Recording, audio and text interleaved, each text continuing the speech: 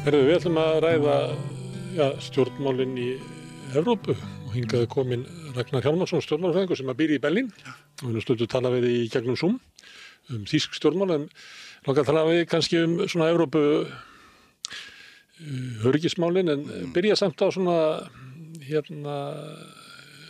hvað ég að segja, upprisu fasismans í Evrópu eða svona allt hægrisins í Evrópu. Þú kemur frá Þýskalandi þar sem að ógnin vofir yfir, Alternative for Deutschland, en ég veit ekki, myndirðu segja það að Þjóðverjar hafi svona rétt sloppið við uppgjör eða frestaði? Já, stjórnin núna hefur 4 ár til þess að sýna sig og sanna. Það mikið verk sem er óunnið í Þýskalandi, bæði hvað varðar efnahagsmálin og síðan náttúrulega öryggis- og varnarmálin og síðan að skapa einhverja svona einingu innanlands.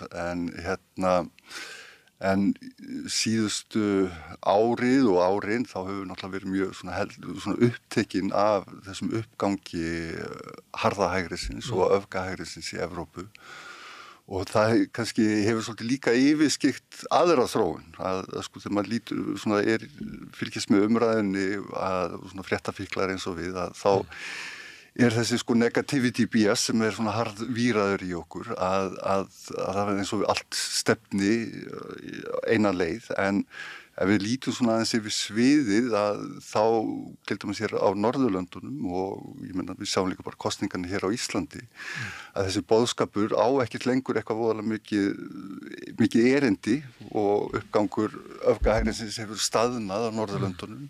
Hann er búin að reka sig upp í rjáfur. Hann er búin að reka sig upp í rjáfrið og náttúrulega Norðurlöndin líka búa kannski líka að því að þar hafa sko populistanir sko tekið þátt í stjórnum eða stutt minnihlutastjórnir og þá sjáum við gerast eins og gerist núna í Hollandi Geert Wilders stjórnin í honum springur eftir 1,5 ár og eftir að hafa komið í raun og veru mjög litlu í verk. Hann springur það?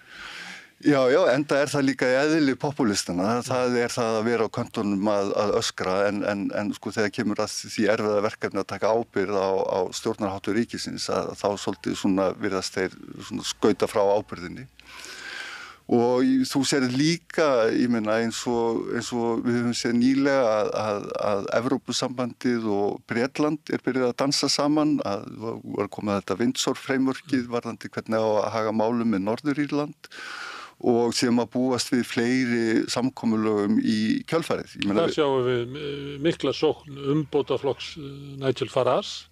Langstæsti flokkurinn í skoðanakönnum? Í skoðanakönnum, en Keir Starmer hefur nú 3 ár og með ansi sterkan þingmeirihluta og það getur margt gerst á þessum 3 árum. En jú, það náttúrulega líka, sko það sem hættulegt náttúrulega bara kosningakerfið, að þau eru með svona kosningakerfið eins og í Bretlandi og Bandaríkjunum sem eiga að búa til sterka meirihluta, að þú getur fengið mjög, sko, það getur komið ansi mikið í bakið á fólki.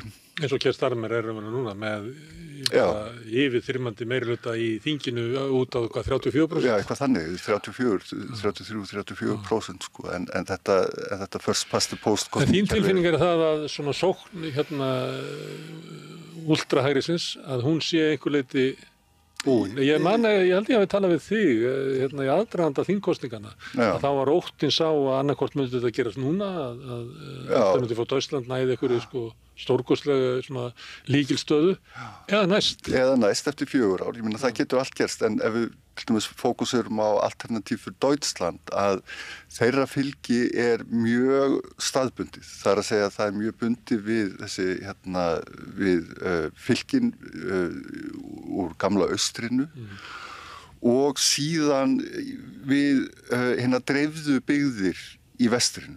Að Alternative for Deutschland, þessi boðskapur, hann virðist ekkert ná inn í borgirnar. Velmegandi borgir. Inn í megandi borgir, nei. Þannig að í Þýskalandi gjarnan talað um hvort að sé eitthvað sko náttúrulegt limit upp á 30%, eitthvað þess áttar. En samt 30% væri rosalega sterk kosning. En síðan ertu líka með í þýsku stjórnarskráni að þú ert, sko þetta stjórnarskrá sem gert hönnuð til þess að koma í veg fyrir að eitthvað gerist eins og gerðist með nasistaflokkin og þú sér það bæði í hvernig sko valddreifingin í fylkjaskipuninni, þú sér það hvernig sko stjórnir eru myndaðar og hvernig stjórnum slítið, það mjög langur prósess að til dæmis það tók 4 mánuði að boða til þessar kosningar núna síðustu sem að voru hérna í fyrir hluta árs og það snap election í Þýskalandi.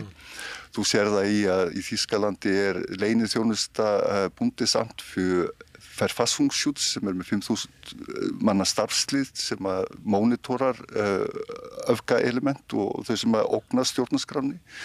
Þá hluta stjórnarskrána sem að brjóta, eiga verja mannhelgi allra. Akkúrat. Þannig ef þú með stjórnmálaflokka sem að þú viðurkennir ekki hluta af íbúunum sem hafi fullan rétt, þá ert að brjóta stjórnarskrána. Já, og þetta líka eitthvað sem við ættum að kannski huga hérna á Íslandi, að það ekkert í okkar stjórnarskrá sem að það engin svona hugsun í okkar stjórnarskrá en við getum líka að tala stjórnarskrármálið en sko það sem við kannski svona trufla mig við það sérstaklega upp á svona síðustu ár að við horfum voðalega mikið aftur á bak, þá aftur til hrunsins, aftur til nýju stjórnarskránar og í raun og veru kannski komið á þann tíma í stjórnarskrármálinu að það var nær fyrir okkur og bara gagnlegra fyrir okkur og þjóðfélagið að horfa fram á við. Af hverju, sko, ef spurningin af hverju þurfum við að endurskoða stjórnarskrána, þá hlýtur þetta að vera eitthvað element sem við eigum að hugsa út af því að við erum ekkert ónæm fyrir þessu. Þú sérð þetta hérna á samfélagsmiðlum og þú sérð alls konar hérna, svona hluti sem að svona fá svona meltingakerfi svona aðeins til þess að fara úr lagi hér heima. Þá áttu við skoðanir sem að grafa undan, stundum þetta sagt í þjóðum, tilveru grundvöll. Já, bara mannhelgi. Ég held að mannhelgi sé bara mjög gott orð. Þannig að við fengjum það að allir hafi raunverulega sömu mannhelgi, þá séum við að brjóta þann samfélagssáttmála sem að ríkið byggt á. Já, þá erum við bara komin á svell í brekkur, sko. En það eru bara Þjóðverjar sem eru með svona ákvæði? Já, þú þekkir það kannski betur en ég hérna, ég meina þeirra reynsla náttúrulega mjög sérstök miðað við önnur ríki, en ég meina þú sérð þessa hugsun í öðrum stjórnarskrám að hvað varðar valddreifingu og líka bara öryggi stjórnarskránarinnar. Við höfum svolítið komið fram við stjórnarskrána sem svona plagg sem jú, það svona vísað í og síðan þetta allt háð einhverjum túlkunum og hefðum og venjum sem að gefa náttúrulega stjórnmáladeildinni ansi mikið svona frelsi og rými til pólitískrar sköpunar. En ef eitthvað fer að reyna á og segjum að það komi hérna fram á völlin hér á Íslandi svona populisti eða einhver með einbeittan brotavilja, þá veit ég ekki hvað mikið venjur, norm og hefðir munu halda hér. Ég verð náttúrulega bara að taka dæmi úr nýliðinni sögu að þegar Ólafur Ragnar ákvað að túlka stjórnarskrána öðruvísi en áður hafði verið gert. Þá var hans túlkun bara ofan á með bara leið á hann orðaði það. Ég man vel eftir því, á þeim tíma var ég starfað fyrir Alþjóðagjaldeyrissjóðinn og þegar þetta kom, mér leið var kannski svolítið svona í storminum en mér leið bara þannig líkamlega að ég hefði ekki stjórnskipulegt land undir fótum. Mér leið óþægilega og þetta var mjög óþægileg staða. Það verður þetta bara að svissa túlkuninni og allt erum við komið með einhvern svona... En Evrópa meira heldur en hérna Norðurlöndin og Vestur-Evrópa og það sem er alveg rétt að þeir flokkar sem hafa tekið þátt í stjórn eins og danski þjóðarflokkurinn hefur ekki farnast vel, ekki sannir Finnar eða hvað Finnarflokkurinn heitir í dag. Og það að einhver leyti mætti segja um Noreg þótt að ég held að sáflokkur sé nú aðeins að rétta úr kútnum.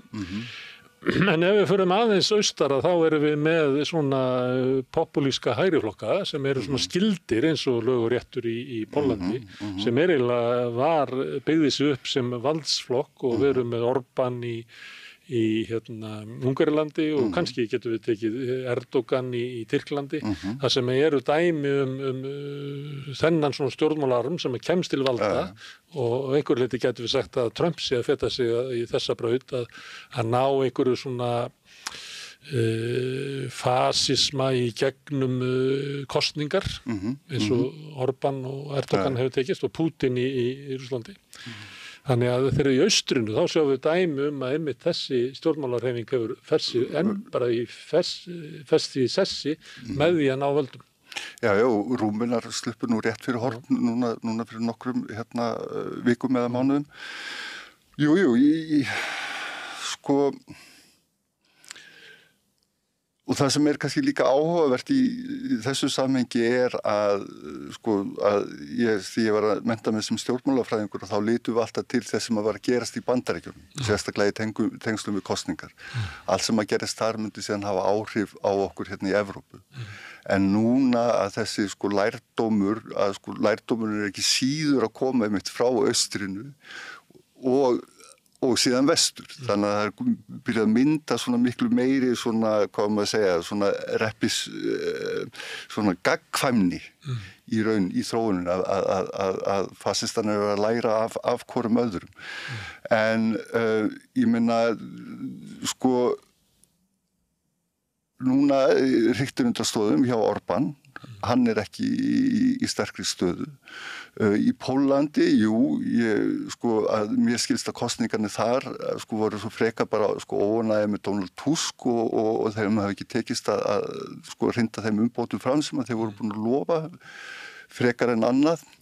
Meðal annars vegna þess að hann getur það ekki að því að það forsetavaldi þannig að forsetinn getur neitað að skrifa undir og þar með verður ekki lög, það ekki verið að skjóta til þjóðar eins og hér. En ég meina, síðan ertu líka, þetta, allt eins og í Evrópu, að Evrópa hreyfist á mismunandi hraða á mismunandi stöðum. Og þú sér þetta eins og núna það að koma upp leiðtogafundur, NATO-ríkjanna. Það sem að vera að setja fram að það eyða 5% af verkri þjóðarframleiðslu til öryggis- og varnarmála, 3,5% til beitra harðra hermála og 1,5% í svona viðnámsþrótt. Það að segja þá varnartengda innviði og borgarlega varnir. Og í þessum hópi þá sérðu að það eru kannski svona 32 lönd í NATO og þetta eru svona 4 hópar. Þú ert annars vegar með lönd sem eru nú þegar búin að ná þessum 5%, sem eru þá Eystrasaltsríkin, Lettland, Litáen og Eistland og síðan Pólland. Lönd sem að sögulega horfa til Rússland sem mikla ógn. Já, ógnin frá Rússlandi ekki abstrakt, hún persónal fyrir þessi ríki. Þannig að í raun og veru samkvæmt þessi kommunikei sem við búumst við að koma út á miðvikudaginn, að þessi ríki geti jafnvel lækkað sín framlög til varnarmála. Síðan ertu með lönd eins og Norðurlöndin og Holland og Þýskaland á ákveðnu leyti sem að pólitísk eining að ná þessum 5% en og það líka fjármagnið til staðar en þau eru ekki ennþá komið þangað.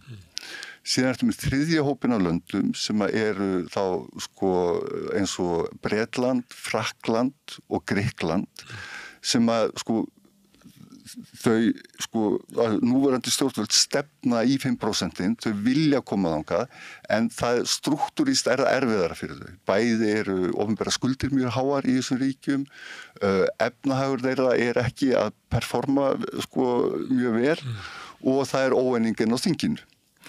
Og síðan ertu með fjórða hópinn og það ertu þá með ríki eins og Ítalíu og Spán og Kanada og Belgíu kannski að ákveðnu leyti og þau bara líta ekki á ógnina frá Rússlandi sömu augum og vilja gera hvað sem þau geta til þess að draga úr pressinu að þau ýti þessu upp í 5% og mér sýnist það samkvæmt síðustu fréttum að þeim gangi ágætlega með það.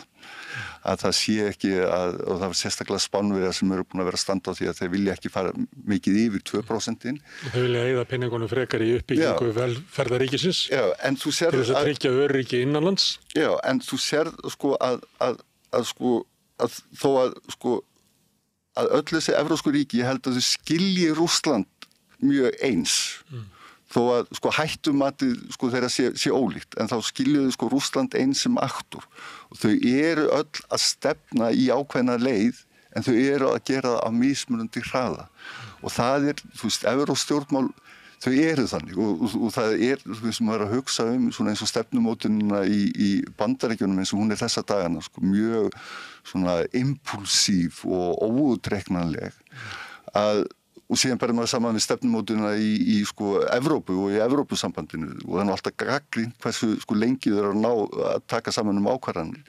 Þar eru langir ferlar, það mikið samráð, og ef maður vill vera sko bjartsýnn þá getur maður sagt, það sem til þess skal vanda sem að lengi skal standa. En þetta svo mikill kontrast við þessa sko svona strongman politík sem að grasserar hérna í kringum okkur. En ég svona... Það er eftirspurn í Evrópu eftir strongman.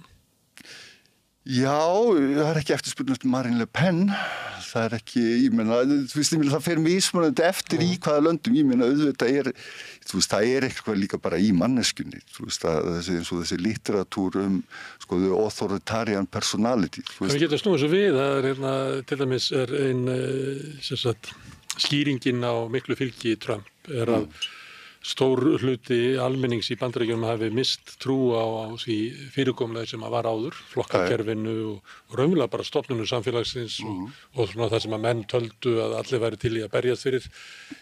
Það bara menn voru ekki til í það, menn voru til í að ráðast bara á þinghúsið og hérna, það má bara allt saman brenna því þetta þjónar mér ekki. Þessi tilfinning, hún líka ríkjandi víða í Evrópu og það að bak við kjósendur Alternative for Deutschland sem eru þá fólk sem býr í austrinu og eru orðið fyrir vonbrigðum með samfélagsþróunina að það hafi sittið eftir okkar svæði miðað við annar staðar og sama með dreifbýlið í vestrinu og það á við fylgi Le Pen í Frakklandi sem í svona í norðurhéraðinu sem svona riðbelti og svo kannski í dreifðari byggðum sunnar þar sem svona þar sem að Vikki-stjórnin var og það bara þannig. Og svo getur það haldið áfram og það í norðurhéruðunum í Bretlandi að það fólk sem upplifir það bara alveg sama hvað þú ert að tala sko skynsamlegar ákvarðanataka og því að Evrópa sé að þróast í rétta átt og allt þetta. Það hefur bara ekki komið til mín vinur. Nei. En það var hann David Graeber sálugur, hann talaði oft sko hérna róttæku miðju. Og það má alveg segja sko að maður hugsa sko svona sérstaklega sko árið sko þannig rétt eftir stóru efnahagskrísuna og fram á okkar daga að sko þessi von mín sem ég að segja frá þetta hefur verið retóríkin hjá henni róttæku miðju og í raun og veru mikil íhaldssemi að halda status quo en það bara allt komið á hreyfingu hjá okkur og öll stjórnmálin og alþjóðamálin eru á fleygi ferð og ég held að miðjuflokkar séu líka að átta sig á því að þeir verða að aðlagast, þú verður að færa ríkið nær fólki, að það finni það að segja ekki fyrir ríkisvaldinu í því að það sé að vera að banka upp hjá þeim á nóttinni heldur í að þau séu að fá barnabætur, að þau séu að fá stuðning við húsnæði, að þau séu að fá stuðning við að endurmennta sig og þess áttar. Það bara gamla velferðarkerfið.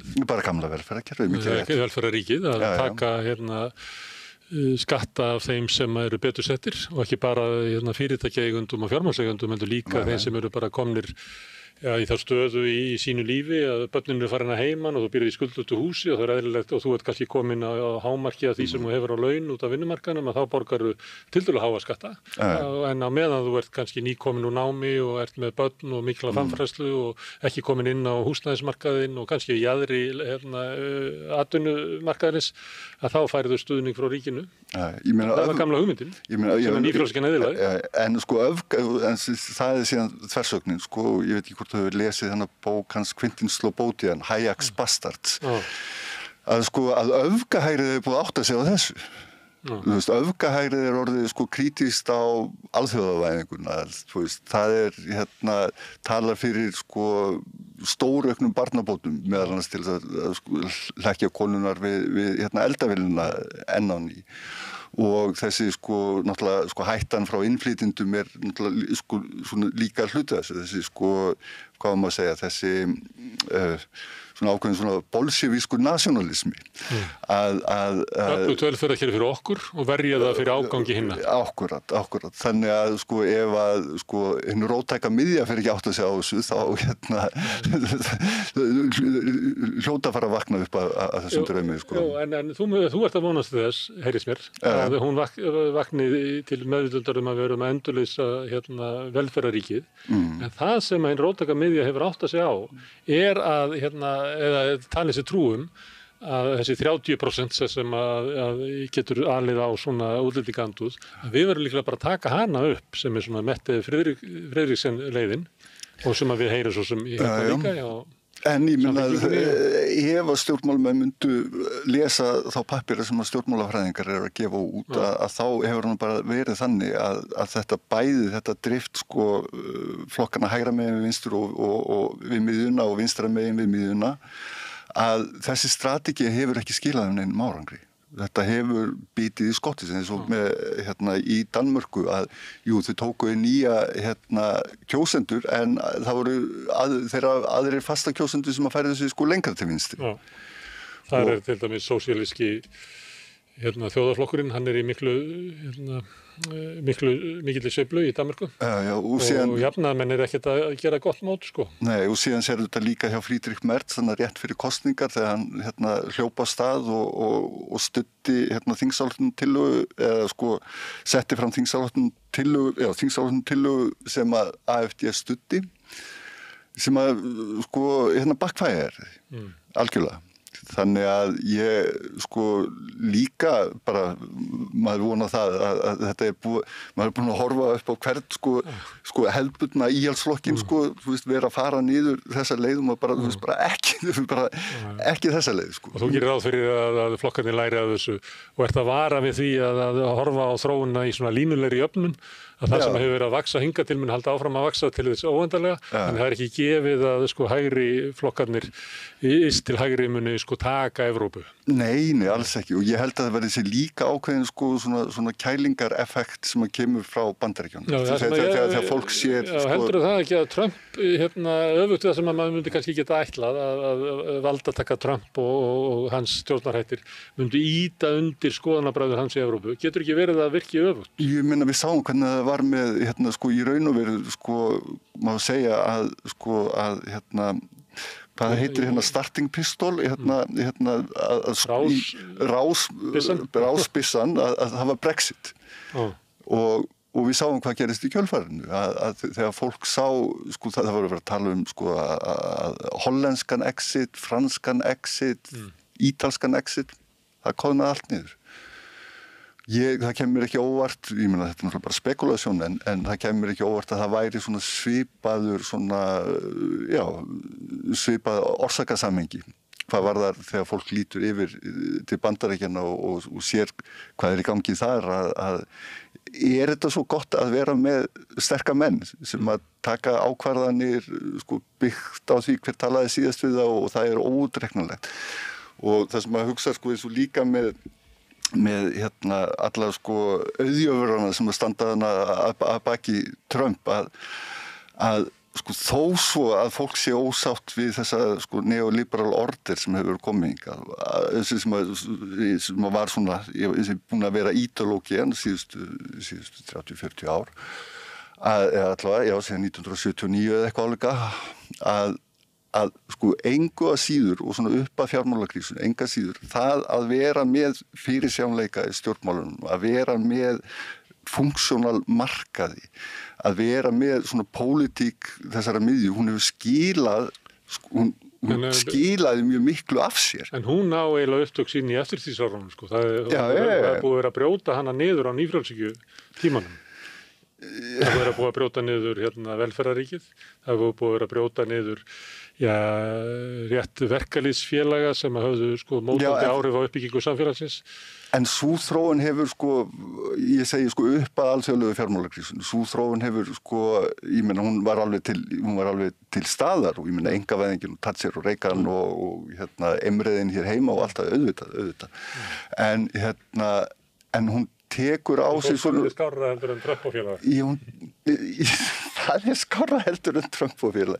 Og ég held að sko auðjörunum mun átta sig sko bráðulega á því út af því að þetta það eru ekki margir að græða í Bandaríkjunum þessa dagana. En við erum náttúrulega farin út úr því kerfi í frjálshyggjunnar og það er engin trú á henni svo lengur og við erum svona valkosturinn kannski að fara áfram braut í áttina einhverju fasisma sem að auðkífugarnir eru mjög hrifnir af. Þetta að verja auðsinn með fasisma. En það eins og að hafa ekki orðið til neitt svona skýrt ansvar. Því að eins og þú ert að tala hérna róttæku miðju, hún hefur eiginlega verið að verja kerfið sem að allir að hafna. Og sem að sömuleyti hrundi, hún að verja eiginlega hrunið kerfið. Það var hún sem að gerði samkomulagi við nýfrjálshyggjuflokkarna einkavæðinguna og niðurbrót velferðarríkisins og eitthvað fleira. Og svo þegar óánægja almennings rís upp að þá standa þessi miðjuflokkar að verja óbreytt ástand. En sóknin kemur auðvitað frá hægri. Ekki frá vinstri. Nei, vinstrið búið að vera að tala það í sínum kosningamanifestóum síðan bara 10. áratugnum að það þurfa að verja velferðarkerfið. Þetta orðið ansið þreytt, sko. En ég meina, sko, þetta það sem við, hver alternatívurinn, þessi klísja að við getum ímyndað okkur, endalók heimsins en ekki endalók kapitalismans og allt það. Ég spyr aftur þarf einhverja stóra ideológíu á móti fasismanum? Höfum við ekki ágætis hugmynd hvernig gott samfélag lítur út? Þurfum við einhverja overarching ideológíu, einhverja, þannig fána til að elta? Ég segi engan svona ákafa í því að verja valddreift samfélag, lýðræði og manngildi. Meiri segja þegar Trump að djöflast í Bandaríkjunum þá, ég meina, mennur alltaf að ekki stjórnarandstaða þannig eitthvað stað. Það helst Bernie Sanders sem að fer og með svona bara klassískt breiðfylking gegn fasisma. Bara norrænt velferðarkerfi. Já, og svona breiðfylking gegn fasisma, reyna að halda svona breiðri andstöðu, verja niðurbrót háskólana og fjölmiðlana og það nú löngu búið að brjóta niður verkefnishreyfinguna þar en hjá okkur myndi það kannski fylgja með. En ég meina við vitum svona nokkurn veginn hvað virkar hérna á Íslandi og ég meina við þurfum ekkert eitthvað að finna upp hjólið. Upp á nýtt, við þurfum ekki að koma með eitthvað tilbrigði við einhverja ideológíu sem við ætlum að fylgja. En það samt kannski eitt þessu tengdum, þetta kannski smá svona útidúr að ég man... Þetta tengir sjálfsmynd Evrópu, hver á hún að verða? Já. Og ég er nú svolítið þannig, að maður hugsa líka það, við erum hérna í ríkjakerfi þar sem við erum með þjóðríkið sem grundvallareiningu sem er konsept sem kemur frá Vestfalíu 1646 og við Íslendingar tökum það upp fyrir 80 árum, svolítið svona late in the game, svona eins og sagt að ég hef svona hugsað til þess, þetta form þjóðuríkisins hefur kannski komið á einhvern svona síðasta söludag og hvað er í boði. Ég hugsa stundum til Ottomanveldisins, það sem þú ert með einhverja miðstýringu en síðan ertu með valddreifingu niður til landana og héraðana og allir geta praktisera sín trúarbrögð. Evrópusambandið er ákveðin þannig tilraun. Það vantar Ottoman-mannina, það vantar þetta yfir vald sem að getur haldið þessu saman. En lýðræðislega kjörnir stjórnmálamenn Evrópu virðast nú einhvern veginn ná að halda, það búið að spá dauðdaga Evrópusambandsins, ég veit ekki hvað oft og í hvað marga áratugi en ennþá heldur áfram og styrkist einungis í krísum eins og þeim sem við erum. Ottoman-veldi hélt velli vegna þess að allar einingarnar beygðu sig undir miðstýrða valdið, því að þeir höfðu mesta valdið. Það er ekki í Evrópusambandinu. Það er að koma allir bara einhverju borði og ætla bara að tala sér niður á það. Það er ekkert gefið að það verði Nei, en ég meina, en það er kannski betra heldur en, ég meina, það er kannski svona iteration af Ottomanveldinu en ég, eins og hérna heima við erum það er aftur komin umræðan hvort að við erum að tengja okkur nær, Evrópu eða ekki og svona þegar maður býr úti þá er þessi dynjandi á fréttum og bæði á stjórnmálaþróun í í nánasta umhverfi við mann. Ég meina að þú ert jafn lengi að keyra frá Berlín að landamærum Úkraínu eins og keyra frá Reykjavík til Vopnafjarðar. Þannig að þetta er mjög viðvarandi, þessar áhyggjur sem maður hefur. En hér á Íslandi þetta kemur í svona, hvað maður segja, við eigum svona spretti, svona alveg eins og eftir hann fund Zelenski í Washington að þá allt í einu heyrðu hvað þessi varnarsamningu við Bandaríkin pappírsins virði, Friedrich Merz verðandi kanslari Þýskaland segir við vitum ekki hvernig NATO verður í sumar, þetta eru 2 stoðir í okkar varnarmálum sko. Og síðan byrjum við eitthvað að tala Evrópusambandið eða hvort við höfum her eða ekki og þetta svona þreyttar viðræður sem búin að fara margir hringi og síðan einhvern veginn dettur það niður. Kannski óraunsætt einhver leyti. Það óraunsætt að við komum okkur upp her. Það óraunsætt að Evrópa færi okkur hervend. Það bara óraunsætt. Sérðu það fyrir þér? Ég meina Evrópa var bara fullt í fangi með sig. Evrópa var fullt í fangi með sér. Maður myndi nú svona vona að ég meina varnarsamstarfið í Norðurlöndin verður alltaf dýpra og dýpra. Það er svona helst að maður voni að það kikki eitthvað þar inn sko. Og síðan við sem líka gaman að vitna í fyrstu kynslóð íslenska listamanna. Við komum svolítið út fyrir hérna sviðið en þegar þetta er þá kynslóðin sem er menntuð erlendis og kemur heim á millistríðsárunum þegar Ísland er hlutlaust og þá kemur upp þessi umræðu hvort það er vera hér eða ekki og þá segir þessi fyrsta kynslóð íslenska listamanna það væri nær að eyða þessum verðmætum í okkar menningu. Út af þess þá að minnstokosti þegar við ráðist inn á okkur og á okkur að þá veit heimurinn að það bjó hér alltaf einhver menningaþjóð og þeir kannski gera eitthvað. Og það er eitt sem maður hefur hugsað ef eitthvað gerist inn á Íslandi og þú veist, að hver verður þá narratífan erlendis okkur? Og ráðist inn á lýðræðisríki, ráðist inn á þessu náttúruparadís, en ég held að veri líka, það er ráðist á matriarkið, á kvennaveldið. Og ákveðinleiti má segja, að ég meina Ingibjörg Sólrún á sínum tíma vildi gera, og gerði, jafnréttismál að stóð í okkar utanríkisstefnu. Og þú veist, að það er öryggis- og varnarmál líka að við kynnum okkar ímynd út á við sem frekar æskilegt samfélag hvað varðar jafnrétti kynjanna og stöðu kynjanna og ég meina þú veist við erum komið með forseti Alþingis, forseti Íslands, forsætisráðherra, mögulega forseti Hæstaréttar á næsta ári, allir rektorarnir, ríkislögreglustjóri og biskupinn, þetta er allt konur, ég held við komum svona working definition fyrir matriarkist lýðræðisríki. Og útlönd vilja hafa... En engin forstjóri í Kauphöllinni, eða kannski einn? Nei, en útlönd vilja fá líka einfaldar sögur. Eða hvort það sé einn, ég held að datt út þarna með Íslandsbanka. Ég held að sé engin... En þetta verður sagan sem verður sögð ef eitthvað gerist hérna á Íslandi. Þannig að það er líka okkar hagsmunamál að, öryggis- og varnarmál er líka að kynna þessa ímynd okkar. Og öryggis- og varnarmál er líka, eins og hérna á Íslandi, er líka landsbyggðarmál. Að ég meina, ég hef ekki heyrt, kannski fylgst of vel með fréttum hérna á Íslandi, ég veit ekki hvað íslensk stjórnvöld eru að fara að kynna núna í Genf á leiðtogafundi NATO. En ég meina, við erum með samgönguáætlun hérna 900 milljarða á 15 árum. Ég veit ekki til þess að nokkuð af þeim peningum sé til dæmis eyrnamerkt sem hluti af okkar öryggis- og varnarmálum.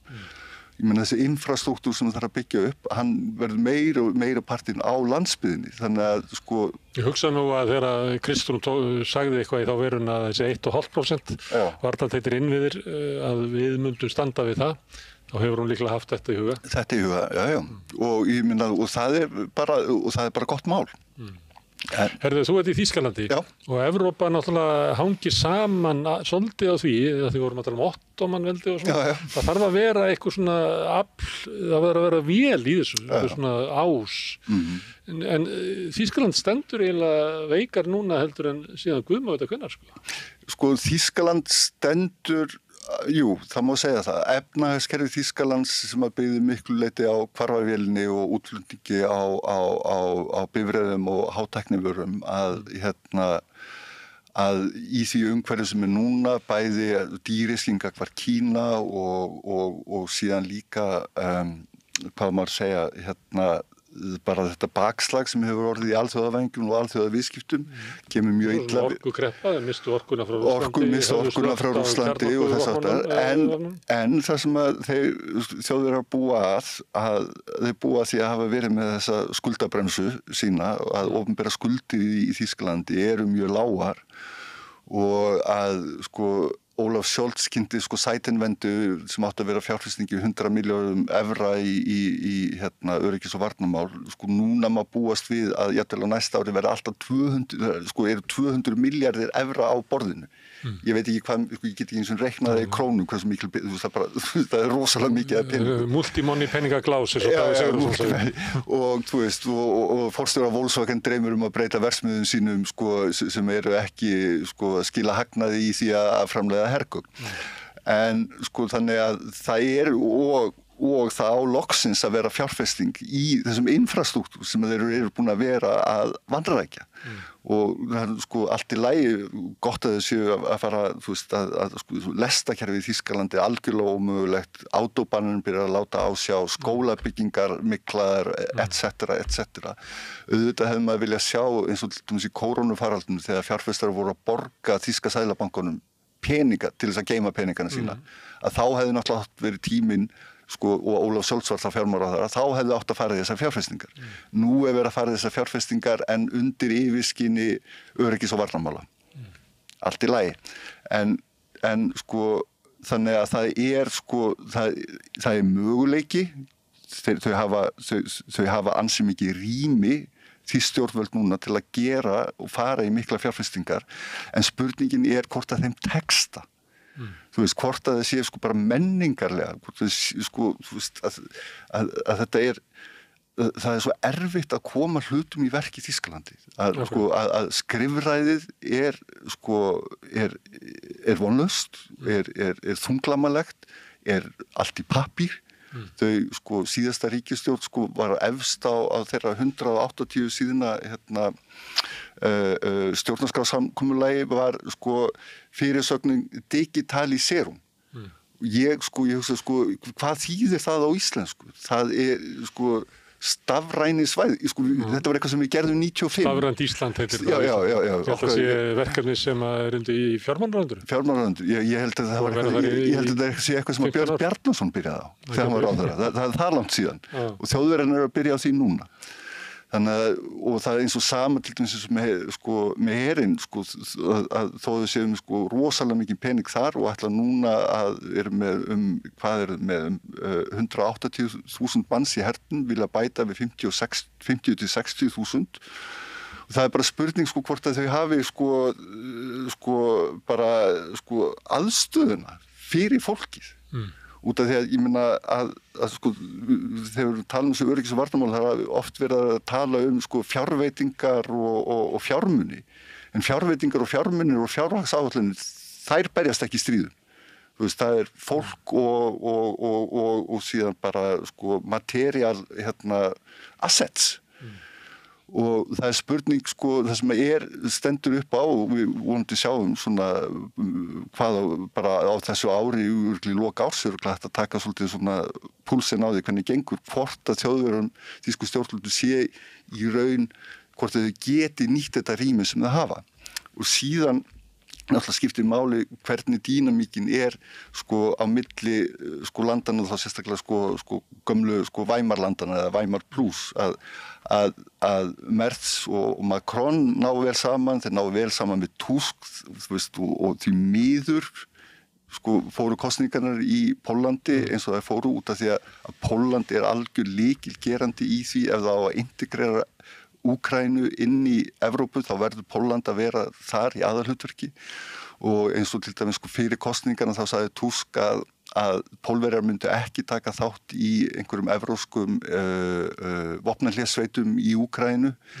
En það voru flesti stjórnmálaskýrendur litu á það þannig að þetta var eitthvað sem hann þurfti að segja fyrir kosningarnar, en hann myndi breyta því eftir kosningarnar.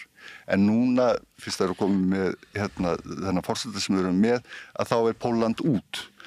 En en Merz að hann sko Segðu mér, hvað er þetta raunhæft að NATO-ríki séu með friðargæslu inn í Úkraínu þar sem að NATO hefur öfurlega staðið í stríðinu? Er þetta ekki bara Það verður ekki NATO... Það verður ekki nema að verður bara eitthvað fullnaða sigur á Rússum inni sem er ekki að fara að gerast. En ég veit ekki bara eitthvað svona tjatt sem að evróskir stjórnmálamenn nota heima fyrir. Þetta meikar eitthvað sens. Ég meina vanalega það sem eru friðargæslusveitir eru eitthvað sem eru óskyldir átökunum. Það er ekki annað liðið sem er með friðargæslu. Myndirðu samþykkja Rússa í friðargæslusveitir inn í eða Hvítrússa eða Írani?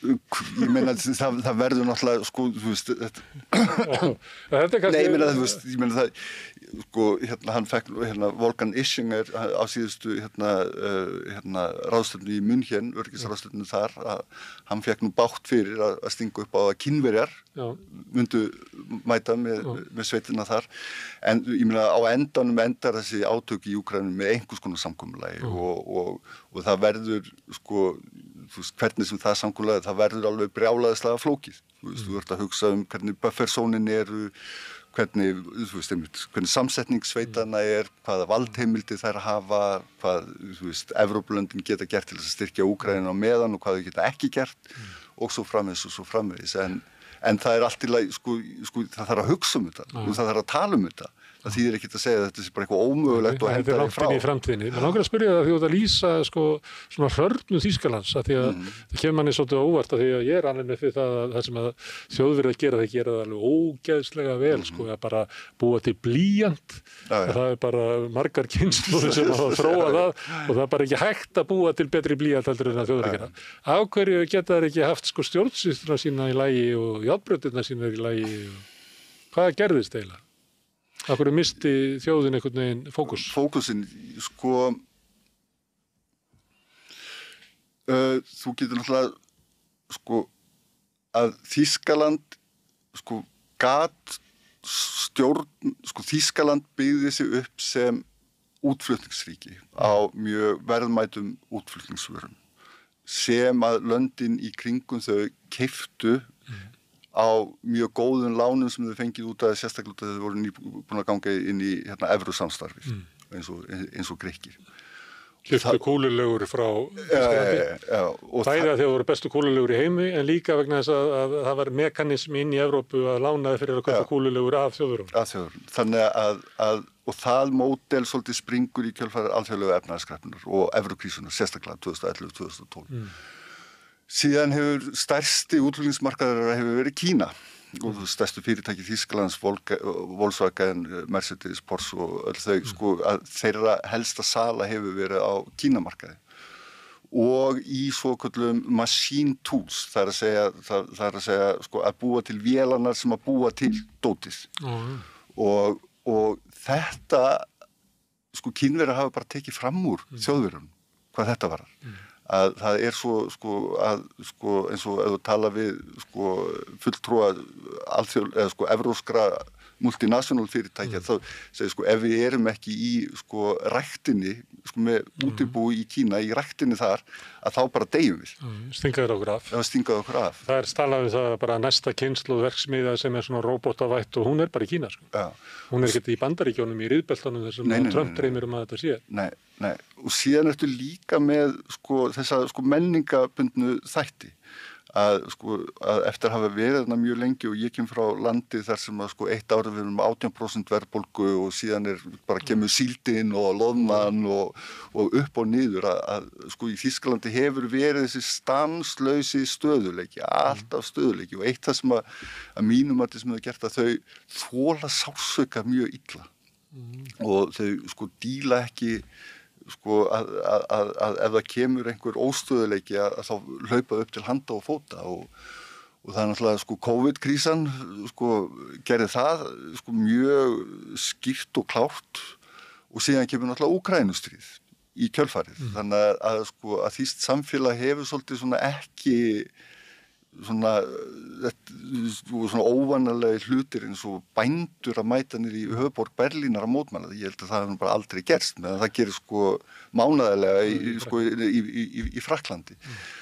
Og þannig að þú veist það er bæði þetta þá efnahagsumhverfið og það er líka síðan þessi sko menning þeirra og þessi sko brjálæðislega íhaldssemi að sko að ég held að sko að eins og vinstrimenn hérna á Íslandi sem á kvarta yfir íslensku íhaldsmönnum sko ég myndi bara segja íslenski íhaldsmenn eru bara brjálæðislega skapandi og bara til í tuski sko en sko farðu að tala við bæjarskan íhaldsmann sko að það stemmingin eins og hvað var Lord Salisbury sagði 1879 og eitthvað sko allt það sem í heiminum breytist það fer til verri vegar þannig að það er best að hlutinni breytist sem minnst.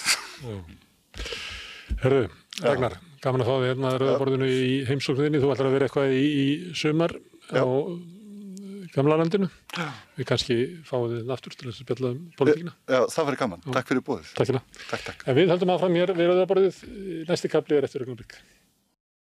Þú ert að hlusta á Samstöðina. Róttækt sjónarhorn á atburði dagsins.